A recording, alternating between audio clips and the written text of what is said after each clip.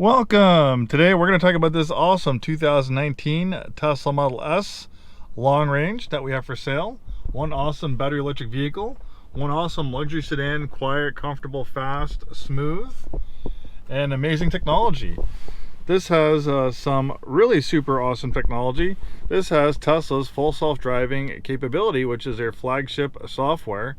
Right now, if you buy a new or used Tesla, and it doesn't have the full self-driving capability, if you want to buy it, it costs $12,000.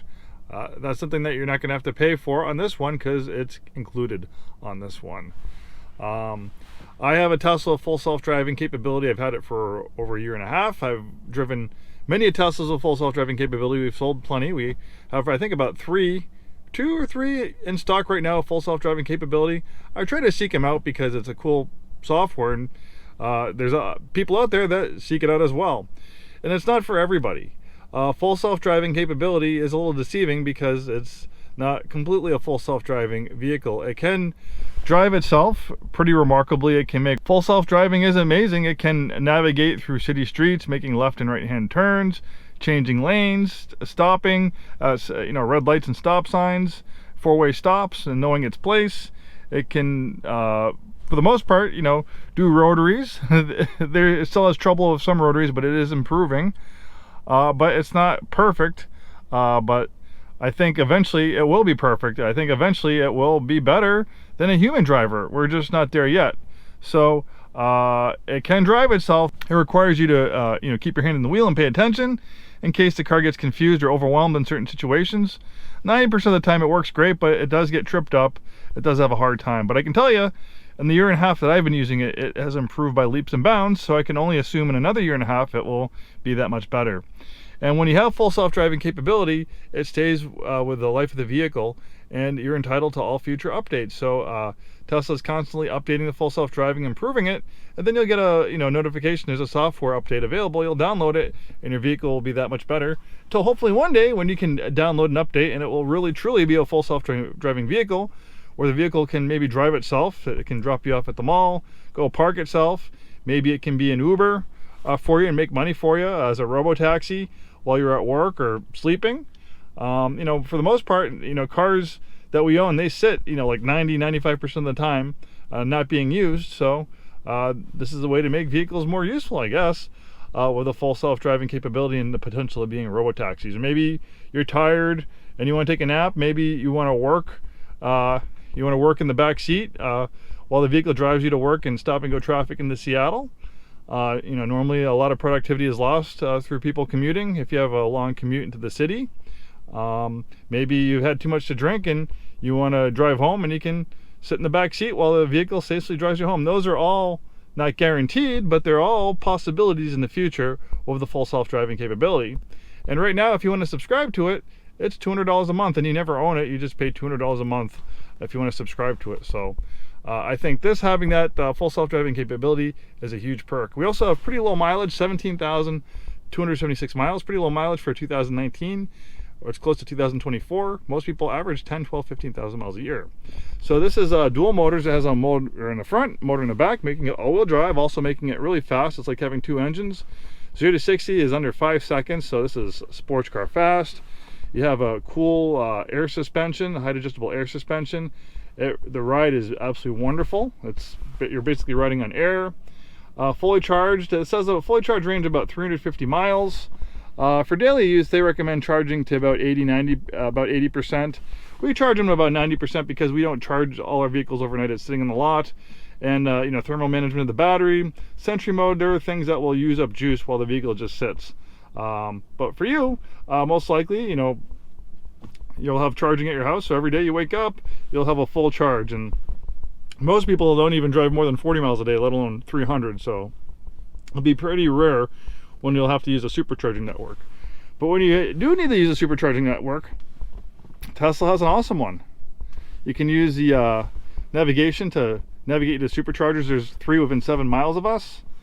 And if you want to travel far, for instance, if you wanted to go to Boston, across the whole state, my hometown, Boston, Massachusetts, 2,500 miles, the trip planner will figure it out for you.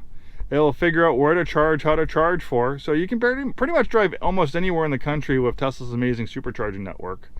Obviously, charging at your house is the cheapest method, but you know, supercharging rates aren't that bad either. Usually, I'll pay anywhere from $5 to $10 for a supercharging session. In really high usage areas, it can be a lot higher, sometimes $15, $20. But most of the time, that's in really super high areas in California and stuff like that. Most of the charging here in Seattle, you know, supercharging has been about $5 to $10 in my experience, maybe a little bit higher. So yeah, it figured out it'll be a long drive, but you know, it is possible. You know, most people aren't going to drive cross country in a Tesla, but it just goes to show you, if you do want to drive with a supercharging network and the trip planner, it'll figure it out for you. So the trip planner just takes the mileage anxiety out of owning an EV. It will always have your back. It'll always make sure that you can get to your destination, and you can also figure round trips as well. We have this amazing screen, which is fantastic. We have all these apps and stuff. We have to connect it to the internet, but once you have premium connectivity or internet access, you can you know, watch YouTube, Hulu, Disney Plus. You can't do it while you're moving, but while it's parked, you can play video games. You have the really cool toy box with silly things like the whoopee cushion, things like that. Really nice parking cameras as well. So much to talk about. I probably talk for an hour about this car. So much to talk about. And the S-Class is a lot more luxurious than the Model 3. The Model 3 and Y are very popular. I have a Model 3, but the Model S is almost like an electric S-Class. It's really a premium luxury vehicle.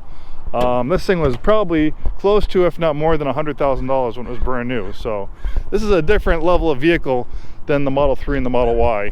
And you can just tell by the, you know, the interior, the wood trim. There's just a little bit more going on, or I should say a lot more going on in the Model S versus the 3 and Y, which are great cars, but if you're looking for a luxury car, you'll definitely probably be a little bit more at home in the Model S or X versus the 3 or Y, which are kind of like near luxury cars.